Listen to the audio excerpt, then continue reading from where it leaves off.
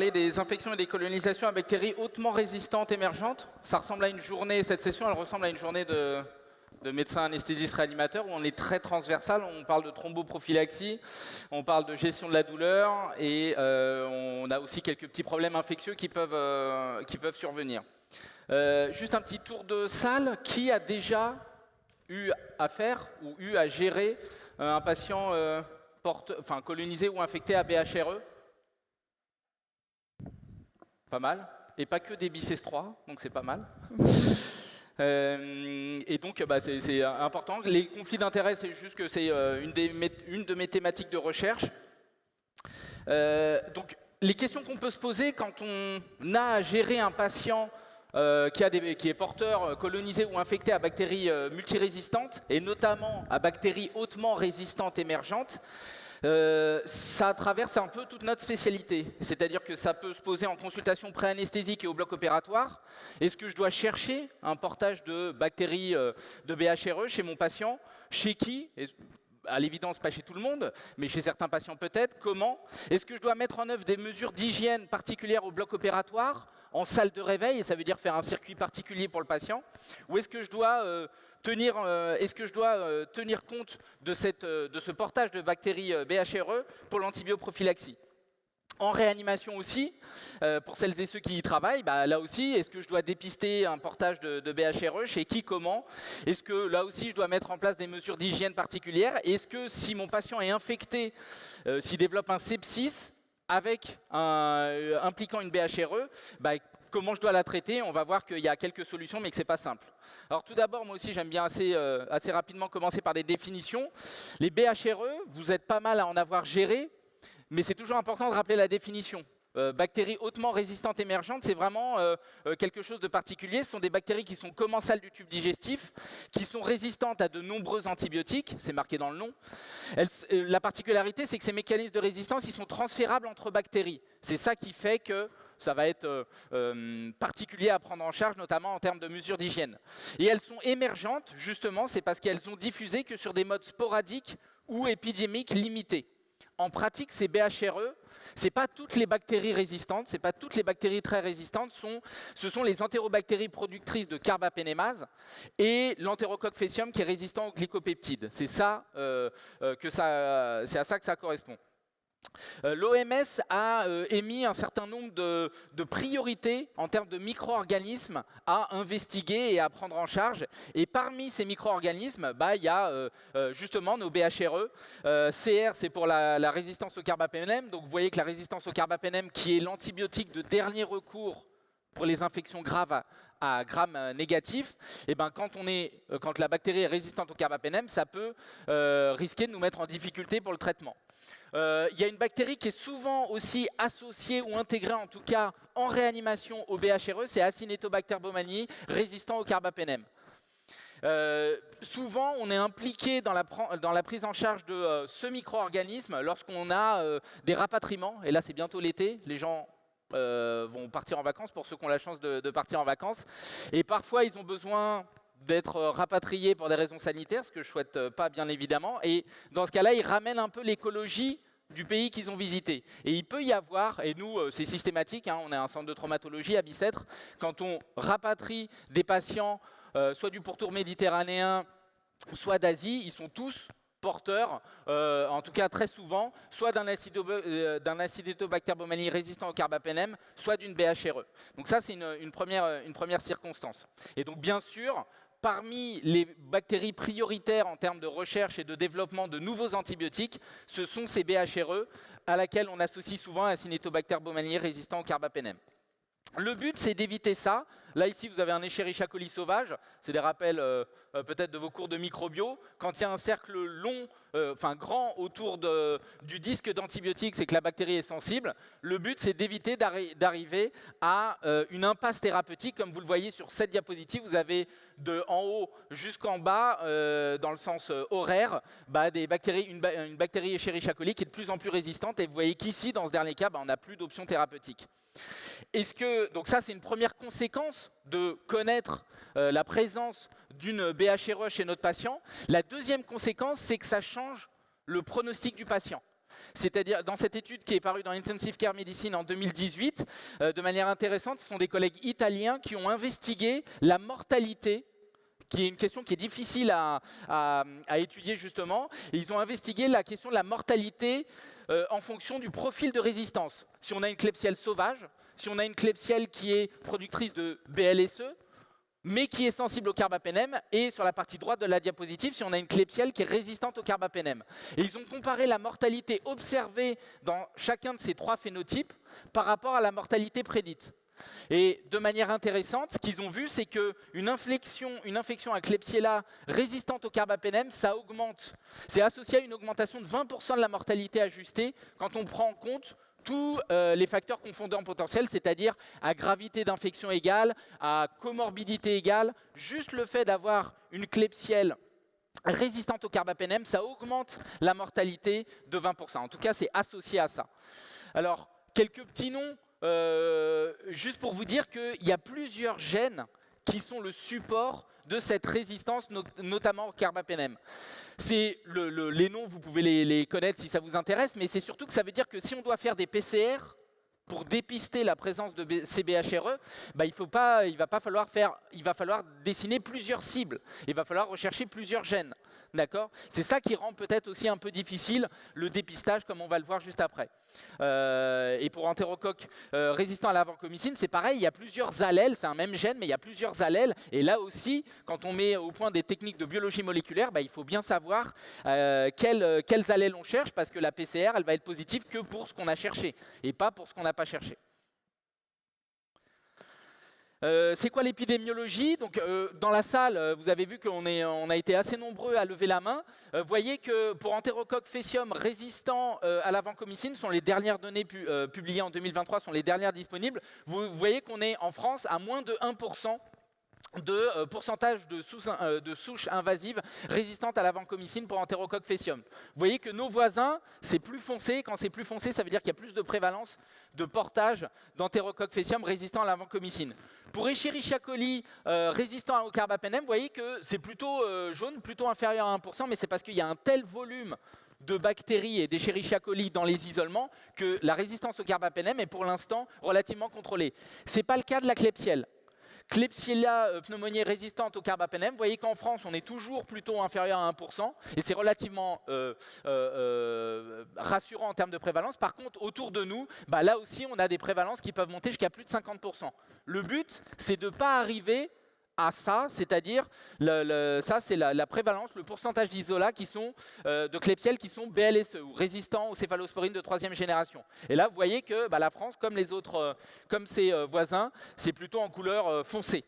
Donc le but, c'est d'éviter d'arriver à ça, et il faut faire attention parce que la couleur jaune, moins de 1%, de prévalence de Klebsielle résistante au carbapénème, c'est une photo à un instant donné, ça ne nous donne pas la dynamique. Et vous voyez sur cette diapositive que depuis qu'on les surveille, ces bactéries résistantes au carbapénème, vous voyez que ça ne cesse d'augmenter. Là, c'est uniquement les données Île-de-France, et vous voyez qu'on arrive en 2023 à plus de 800 cas de colonisation ou d'infection de BHRE.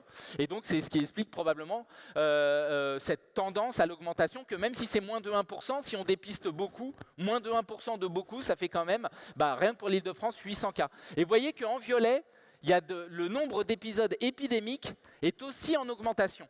Et donc ça veut dire qu'il va falloir mettre en place des méthodes pour limiter la diffusion de ces bactéries hautement résistantes, pour limiter leur diffusion et pas se risquer à être devant des impasses thérapeutiques. Et donc il y a des recommandations. La première version est parue en 2013 et ça a été réactualisé en 2019 pour justement maîtriser la diffusion de ces bactéries hautement résistantes émergentes. C'est une pyramide où il y a des précautions standards qui s'appliquent à tous les patients, quelle que soit l'écologie du patient. Bah, c'est l'hygiène des mains, c'est l'utilisation de solutés hydroalcooliques. On porte des gants uniquement quand on a un soin souillant, et ça c'est un premier message à emporter à la maison, c'est que généralement plus la bactérie est résistante, plus les gens mettent des gants, et plus on a de risque de transmettre.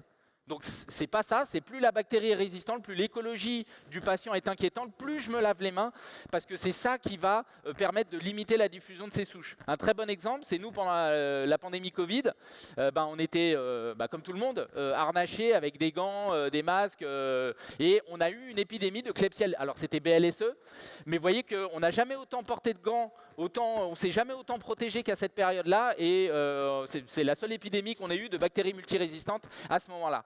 Donc vraiment, le lavage des mains, c'est ça qui compte le plus. Les gants, c'est uniquement quand on a un contact avec les liquides biologiques du patient. Ensuite, on va rajouter des précautions complémentaires de type contact, qui sont pour les bactéries multirésistantes, comme le Staph doré résistant à la méticilline ou les BLSE. Et on va rajouter à ça des précautions un peu spécifiques BHRE, qui sont le prolongement de ces précautions complémentaires contact qu'on prend pour les BMR. On va identifier les patients à risque et on va les dépister avec des écouvillons rectaux, comme vous le savez sans doute et comme je vais vous le montrer. Qui on va dépister? C'était une des premières questions que j'ai posées. Ça a été réactualisé, mais globalement l'idée est la même. C'est ce dont j'ai déjà commencé à vous parler. Quelqu'un qui a été hospitalisé pendant plus de 24 heures à l'étranger dans les 12 derniers mois, ça va être une indication forte pour dépister la présence de BHRE. On peut le refaire si vraiment on a une suspicion forte que le patient a été colonisé avec une BHRE et que malgré tout le premier dépistage était négatif. Bien sûr, si le patient il a un antécédent de portage de BHRE, on va organiser ce dépistage. Si le patient est contact avec un patient porteur de BHRE, on va le faire. Et si le patient, et ça c'est un peu nouveau, mais si le patient, sans avoir été hospitalisé à l'étranger, il a résidé à l'étranger pendant moins de 3 mois sans hospitalisation, mais en fonction de la durée de son séjour, du pays, s'il a pris beaucoup d'antibiotiques ou pas, on peut être amené, même s'il n'a pas été hospitalisé à l'étranger, à organiser ce dépistage pour ce type de patient. D'accord? Comment on fait ce dépistage? On fait un écouvillon anorectal et on va mettre en culture. Donc ça veut dire que ça prend du temps ce dépistage. Donc ça veut dire que quand le patient il arrive la veille de son intervention ou J0, on ne va pas pouvoir avoir un dépistage, on peut le faire, mais on n'aura pas les résultats tout de suite. Or, il y a des mesures, comme vous le savez, d'hygiène à mettre en place. Et donc, c'est à nous de faire ça, et puis les chirurgiens peuvent aussi y contribuer, mais c'est souvent nous, dans l'expérience, qui récupérons un peu les choses. Il faut le faire le plus vite possible, et dès la consultation pré-anesthésique, quand on a ces critères-là, il faut organiser ce dépistage de portage de BHRE. Pourquoi? Parce que ça va avoir des implications. On ne fait pas des examens, on ne demande pas des choses s'il n'y a pas de conséquences derrière. La première conséquence, c'est qu'on va, encore une fois, comme je vous l'ai dit, devoir appliquer des précautions complémentaires de type contact avec un très haut niveau de respect. C'est comme ça que c'est dit dans les recommandations. Et on va devoir faire une organisation spécifique des soins, c'est-à-dire qu'on ne va pas mettre le patient BHRE au milieu de la salle de réveil pendant longtemps. Il va falloir faire organiser, et c'est lourd, et vous le savez, tous ceux qui ont levé la main, organiser du personnel paramédical dédié et organiser un regroupement géographique des patients concernés. Donc ça c'est important, quand on fait ça, ça marche. On a des données anciennes et qui ont été avec des papiers qui le confirment depuis, mais une des premières études, c'est nos collègues ici israéliens. Une fois qu'on met en place ces mesures, là c'était en réponse à une épidémie de BHRE, c'est efficace, on sait que ça marche. Et c'est sans doute pour ça, parce que ces recommandations elles existent depuis 2013, c'est sans doute pour ça qu'on est toujours à moins de 1% de BHRE. Et il faut absolument qu'on reste là, parce que lorsque les patients colonisés font une infection, cette infection elle est très difficile à traiter. Donc les premières implications pour nous en anesthésie, réanimation, médecine périopératoire, c'est la maîtrise de la diffusion. Le deuxième, c'est qu'on ne fait pas ça tout seul dans notre coin, ça nécessite un travail multidisciplinaire avec le microbiologiste et l'équipe opérationnelle d'hygiène. Et on va essayer d'activer la réponse pour avoir la réponse la plus rapide possible pour, une fois qu'on a mis en place ces examens, ces mesures d'hygiène qui sont très lourdes, pouvoir les lever rapidement si le patient s'avère ne pas être positif à un dépistage de BHRE. Donc ça, c'est très important. Et nous, on a développé des techniques de PCR, je ne rentre pas dans les détails, mais vous voyez, capable de détecter, là c'est pour les entérocoques résistants à la vancomycine, on essaye d'avoir les résultats en 45 minutes, ça c'est la méthode standard, et même la PCR que nous, le prototype qu'on a développé, on peut avoir la réponse en un quart d'heure. Donc ça, c'est quelque chose qui, j'espère, va pouvoir se développer dans l'avenir, parce que là, on n'est plus dans 24 à 48 heures d'attente de réponse et de personnel dédié, on a la réponse assez rapidement. La deuxième chose, c'est que une fois qu'on a dépisté, organisé tout ça, il va falloir prendre en charge ces patients colonisés ou infectés à BHRE. On a des protocoles, donc l'idée de ces protocoles, là je partage le nôtre avec vous. Vous voyez que l'équipe d'anesthésie-réanimation est impliquée, mais ce qu'il faut, c'est ne pas faire ça seul. On a impliqué le service de maladies infectieuses et l'équipe d'hygiène qui permet justement d'avoir un protocole dédié pour la chirurgie programmée, je ne rentre pas dans le détail ici, et pour la chirurgie urgente aussi, en sachant c'est plus difficile de dégainer une équipe dédiée, par exemple, quand on a une chirurgie urgente. Donc on essaye de faire au mieux lorsqu'on a une chirurgie urgente, et bien sûr c'est plus simple en situation programmée, même si ça nécessite quand même pas mal de défis. Quelles conséquences pour l'antibioprophylaxie une fois qu'on sait que notre patient est porteur de BHRE? Il n'y a pas de données dans la littérature spécifiquement pour les BHRE. On peut s'inspirer de ce qui est fait pour les autres bactéries multirésistantes, et par exemple les BLSE, on peut regarder un peu ce qui se passe. Vous savez que une des nouveautés des RFE 2024, c'est la prise en compte du portage d'entérobactéries BLSE. Et si notre patient, en cas de chirurgie colorectale et appendiculaire, et en cas de transplantation hépatique, notre patient est porteur de BLSE, il est recommandé d'adapter l'antibioprophylaxie. Ça vient notamment de ces études-là, sur les patients porteurs de BLSE, encore une fois, où l'incidence d'infection de site opératoire chez les patients colonisés à entérobactéries BLSE était 1,6 fois plus importante que celle chez les patients non colonisés. Et de manière intéressante, l'incidence des infections de site opératoire à entérobactéries BLSE chez les patients colonisés à cette bactérie était 7 fois plus importante que l'incidence d'infection de site opératoire chez les patients non colonisés. Donc c'est pour ça, et une autre étude complémentaire qui a cherché à évaluer l'efficacité de l'ertapenem qui arrive à couvrir les BLSE, ça a montré une diminution du risque d'infection de site opératoire chez ces patients-là.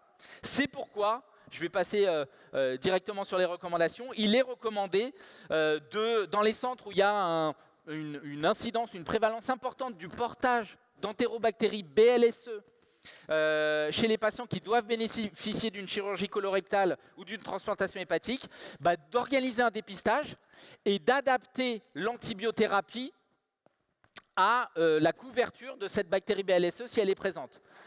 En sachant que, dans une perspective d'épargne des carbapénèmes, c'est extrêmement important de ne pas se dire « mon patient est porteur de BLSE, je vais mettre une carbapénème » parce que, heureusement, la céfoxytine, l'amoxicilline acide clavulanique et piperacilline tazobactam peuvent être efficaces sur un certain nombre de ces souches-là.